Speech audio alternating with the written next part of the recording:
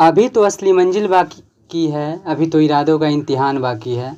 अभी तो असली मंजिल पाना बाकी है, अभी तो इरादों का इम्तिहान बाकी है। अभी तो तौली है मुट्ठी भर ज़मीन, अभी तौलना आसमान बाकी है, अभी तौलना आसमान बाकी है।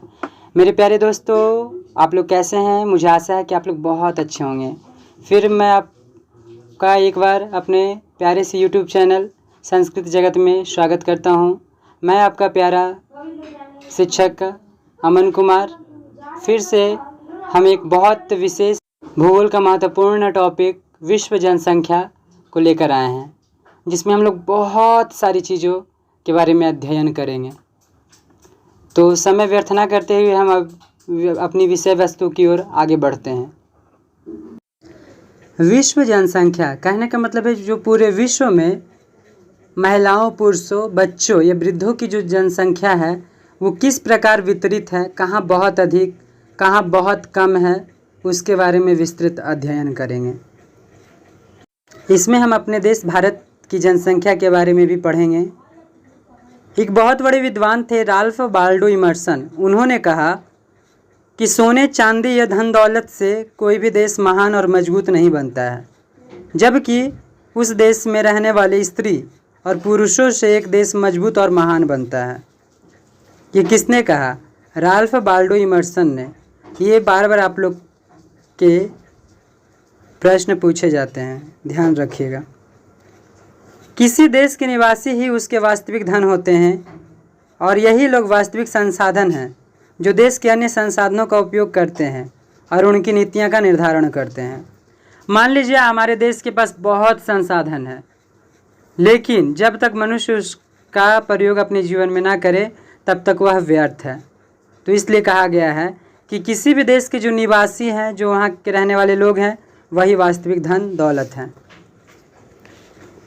21वीं शताब्दी के आरंभ में देखा जाए तो विश्व की जनसंख्या 600 करोड़ से भी अधिक दर्ज की गई थी, लेकिन अगर अभी की बात करें 2024 तक, तो अभी लगभग 142 करोड़ जनसंख्या हमारे देश की हो चुकी है।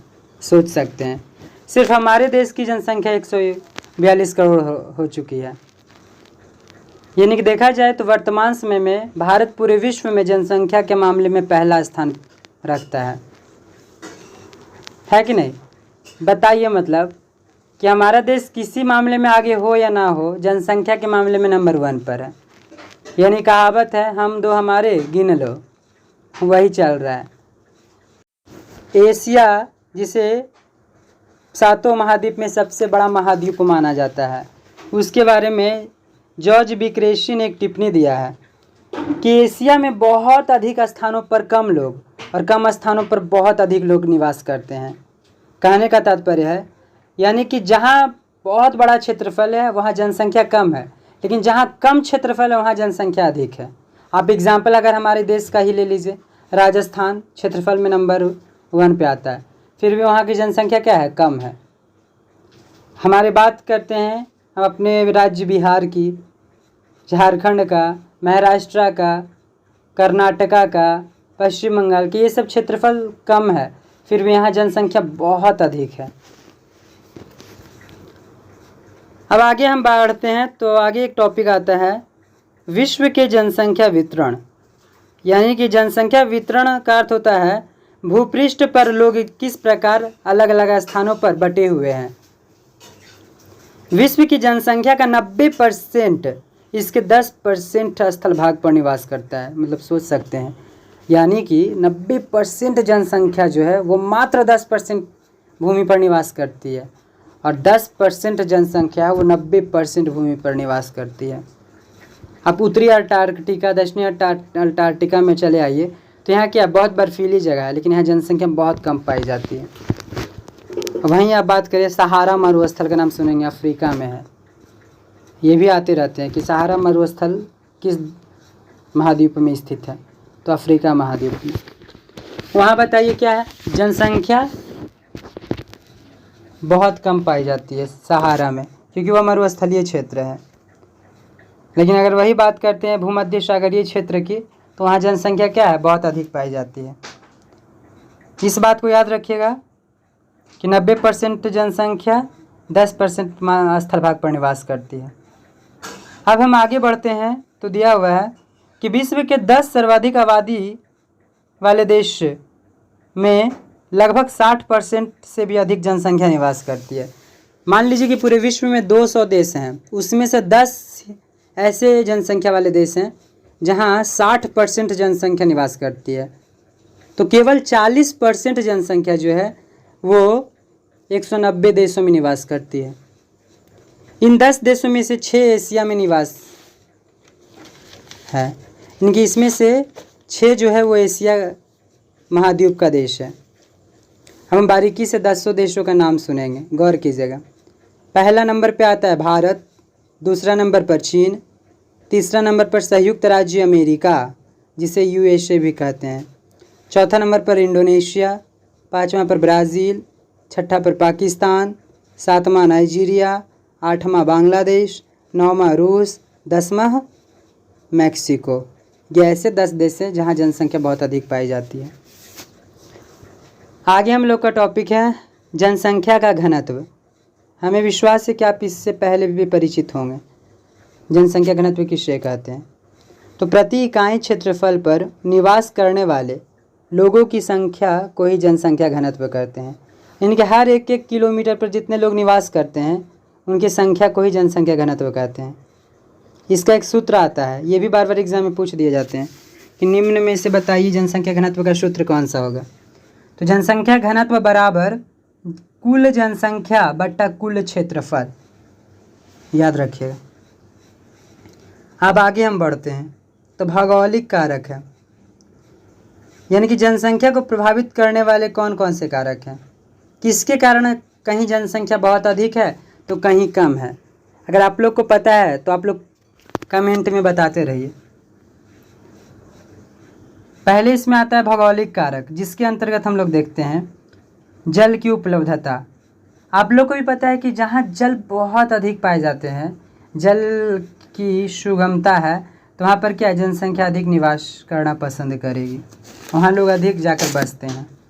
दूसरा भू आकृति, ज़्यादातर लोग समतल मैदानी क्षेत्रों में रहना पसंद करते हैं, वहीं पहाड़ी क्षेत्रों और पठारी क्षेत्रों में मैदानी क्षेत्रों की तुलना में कम जनसंख्या पाई जाती है।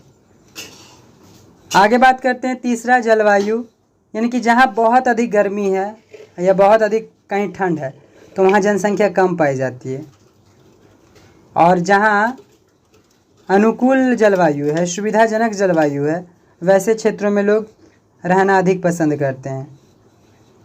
एग्जाम्पल लेते भूमध्य सागरीय जलवायु, जो सुखद होने के कारण इतिहास में आरंभिक कालों से बसे हुए हैं। चौथा है मृदाएँ, मिट्टी, जिस क्षेत्र की मृदाएँ या मिट्टी उपजाऊ होगी वहाँ लोग अधिक निवास करना पसंद करते हैं, क्योंकि कृषि कार्य वहाँ अच्छे से हो सकते हैं, लोग अपना जीविकोपार्जन सही तरीके से कर सकते हैं। लेकिन वहीं जहाँ की भूमि बंजर है वहाँ लोग कम निवास करना पसंद करते हैं। दूसरा कारक आता है आर्थिक कारक। अभी हमने जो भी देखा वो था भौतिक कारक, अब हम बात करते हैं आर्थिक कारक की। पहला है खनिज। खनिज निक्षेपों से युक्त होने वाले क्षेत्रों से अधिक आकर्षित करते हैं, यानी कि जहाँ खनिज अधिक पाए जाते हैं, जहाँ खनिज अधिक निकाले जाते हैं, वैसे राज्य जो हैं वो लोगों को रोजगार उपलब्ध कराने के लिए अधिक आकर्षित करते हैं।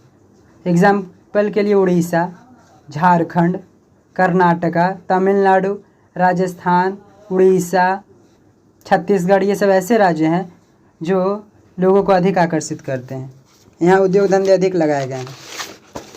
दूसरा है नगरीकरण, यानी कि नगर रोजगार के बेहतर अवसर उपलब्ध कराते हैं। यहाँ अच्छी शैक्षणिक सुविधाएं उपलब्ध है, डॉक्टर वगैरह अच्छे हैं, यहाँ परिवहन की भी सुविधा सही है, संचार वगैरह भी बहुत अच्छे हैं, तो लोग यहाँ अधिक जाना पसंद करते हैं।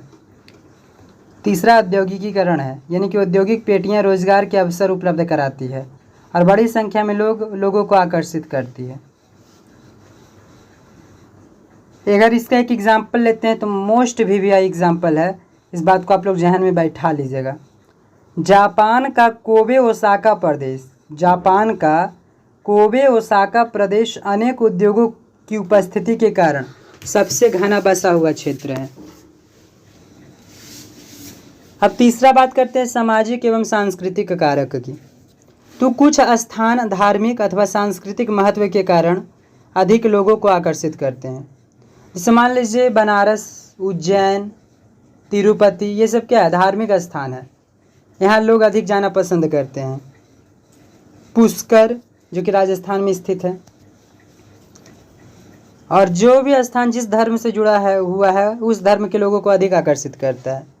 और जहाँ शांति माहौल है, शांत वातावरण है, वैसे स्थानों पे भी रहना लोगों को अधिक पसंद होता है।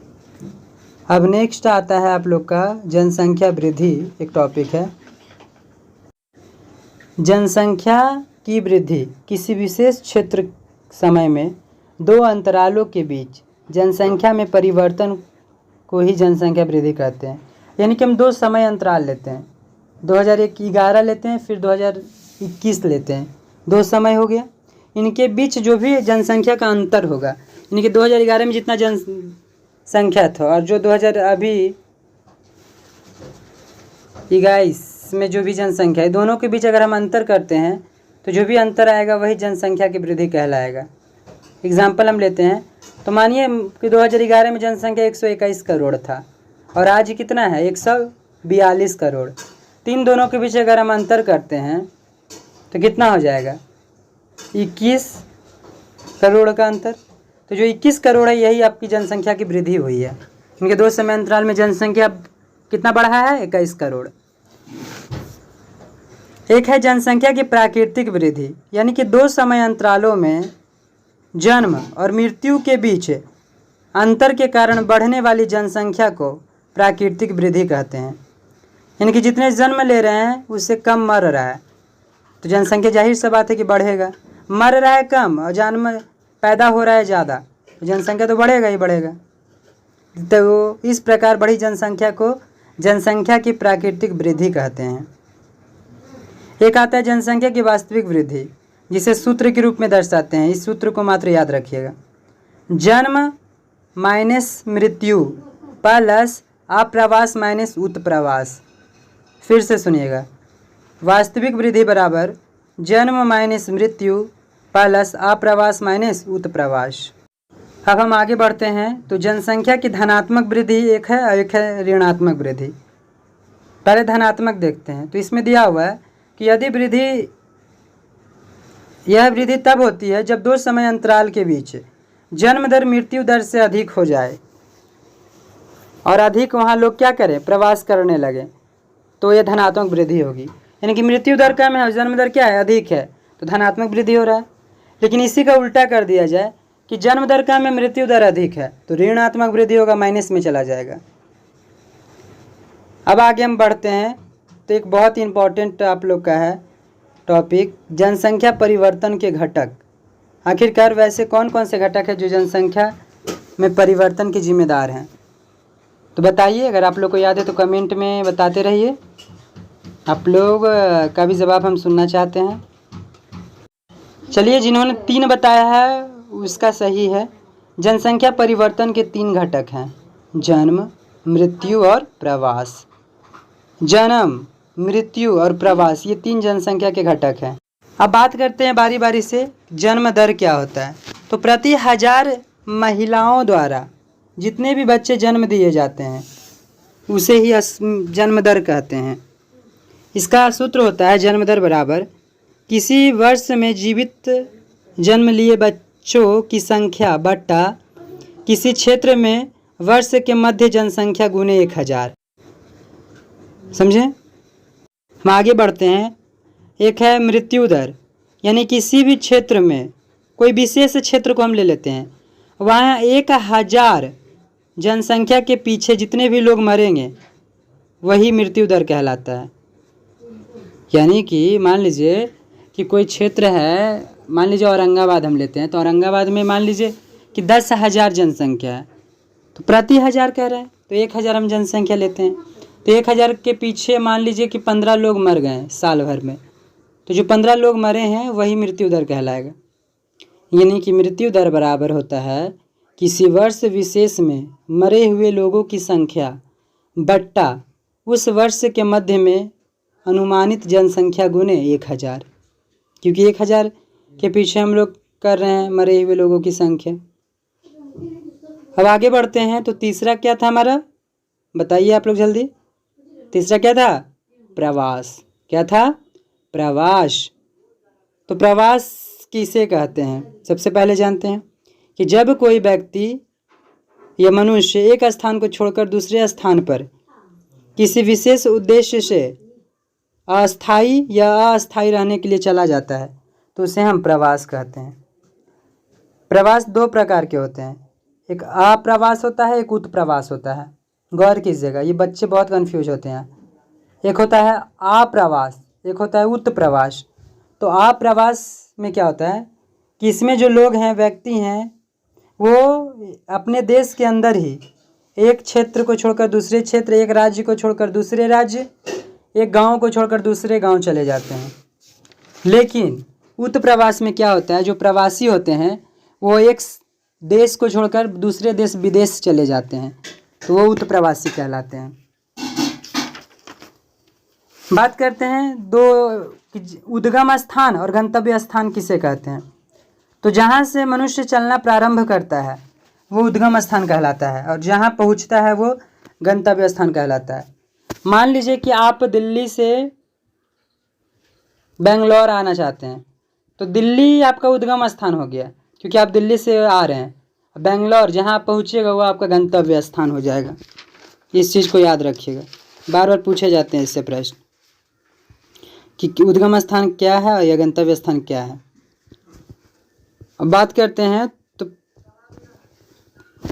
प्रवास के 2 कारक होते हैं, एक प्रतिकर्ष कारक होते हैं और एक अपकर्ष कारक होते हैं। तो प्रतिकर्ष यानी कि लोगों को क्या करता है, अपने आप से दूर करता है, और अपकर्ष नाम से ही लग रहा है अपकर्ष यानी कि अपने लोगों को क्या करता है, अपनी ओर आकर्षित करता है। तो प्रतिकर्ष कारक में क्या क्या आ जाएगा? पहला बेरोजगारी, रहन सहन की निम्न दशाएं, राजनीतिक कारण, प्रतिकूल जलवायु, महामारियां, ये सब जो हैं लोगों को अपने उद्गम स्थान छुड़वाने का काम करती है। जबकि अपकर्ष कारक में क्या होता है कि काम के बेहतर अवसर, रहन सहन की अच्छी सुविधाएं हैं, शांति माहौल वातावरण है, अनुकूल जलवायु है, अच्छी शैक्षणिक सुविधाएं हैं, डॉक्टर की व्यवस्था है, संचार परिवहन की अच्छी सुविधाएं हैं। तो ये सब कारक जो हैं लोगों को अपनी ओर आकर्षित करते हैं। चलिए, मुझे विश्वास है कि ये बात आपकी क्लियर हो चुकी होगी। अब हम आगे बढ़ते हैं। जनसंख्या वृद्धि की प्रवृत्तियाँ। वर्तमान में पृथ्वी पर जनसंख्या 8 अरब लगभग हो चुकी है। ईसा की पहली शताब्दी में जनसंख्या केवल 30 करोड़ से भी कम थी। इस सब बात को याद रखिएगा, पूछा जा सकता है कि वर्तमान में पृथ्वी की जनसंख्या कितनी है, तो लगभग 8 अरब। और ईसा की पहली शताब्दी के समय जनसंख्या कितनी थी, तो 30 करोड़ से कम। एक और प्रश्न बनते हैं आप लोग के कि 1750 ईस्वी में औद्योगिक क्रांति के उदय के समय, तो औद्योगिक क्रांति के समय विश्व की जनसंख्या 55 करोड़ थी। वही बात करते हैं कि 1830 में 1 करोड़ थी, फिर 1930 में 1830 में 1 अरब थी और 1930 में 2 अरब हो गई। यानी कि दुगना होने में कितना वक्त लग गया ये लोग को, 100 वर्ष लग गए। लेकिन वही 1930 में 2 अरब थी तो 1960 में 3 अरब हो गए। तो कितने वर्ष लगे? केवल 30 वर्ष लगे। इस प्रकार बढ़ते बढ़ते जनसंख्या आज कितनी बढ़ चुकी है पता है आप लोग को? 8 अरब। बहुत भी एक प्रश्न बनते हैं कि भारत की वार्षिक जनसंख्या वृद्धि दर कितनी है। याद रखिएगा, भारत की वार्षिक जनसंख्या वृद्धि दर तो 1.64% है। इस बात को आप लोग याद रखिएगा, बहुत भी आई है कि भारत की वार्षिक जनसंख्या वृद्धि दर कितनी है, तो 1.64%। एक और प्रश्न आप लोग के आते रहते हैं कि विकसित राष्ट्रों में जनसंख्या दुगना होने में कितना वर्ष लगेंगे, तो 318 वर्ष लगेंगे। बस एक लास्ट टॉपिक है जनसंख्या से संबंधित जननांकिकीय संक्रमण सिद्धांत। तो जननांकिकीय संक्रमण सिद्धांत नोइस्टीन साहब द्वारा दिया गया था। इसमें यह बताया गया है कि जननांकिकीय संक्रमण सिद्धांत का उपयोग किसी भी क्षेत्र की जनसंख्या के वर्णन तथा भविष्य में उस क्षेत्र की जनसंख्या का क्या पूर्वानुमान होगा उसके बारे में बात की जाती है। तो यह सिद्धांत हमें बताता है कि कैसे समाज ग्रामीण खेतिहर और अशिक्षित अवस्था से उन्नति करके नगरीय, औद्योगिक और साक्षर बनती है। समझे? इसकी 3 अवस्थाएं हैं जनांकीय संक्रमण सिद्धांत की। तो इसमें से आप लोग का पहला पूछेगा कि प्रथम अवस्था किसे कहते हैं। तो जहाँ जनसंख्या की उच्च वृद्धि दर होती है वो प्रथम अवस्था है। दूसरी अवस्था को जनसंख्या विस्फोटक कहते हैं और तीसरी अवस्था को निम्न जनसंख्या वाला अवस्था कहते हैं, जहाँ जनसंख्या कभी कभी शून्य या ऋणात्मक में भी चली जाती है। बात याद रखिएगा, एक आता है बार बार आपसे पूछे जाएंगे कि विश्व में किस महाद्वीप की जनसंख्या वृद्धि दर सबसे अधिक है। तो सबसे अधिक अफ्रीका की है, लेकिन वहीं पूछ दिया जाए कि किस महाद्वीप की जनसंख्या सबसे अधिक है, तो सबसे अधिक जनसंख्या एशिया महाद्वीप की है। बस ये था आपका चैप्टर 2 विश्व जनसंख्या। मुझे पूर्ण विश्वास है कि आप लोग को बहुत अच्छे तरीके से समझ आई होगी और मैं आशा करता हूँ कि आप लोग मन लगाकर पढ़ेंगे और जो भी अपने अपने लक्ष्य है, गोल है, उसे प्राप्त करेंगे। बहुत बहुत धन्यवाद। मैं फिर मिलता हूँ आप से नेक्स्ट वीडियो में। Bye bye.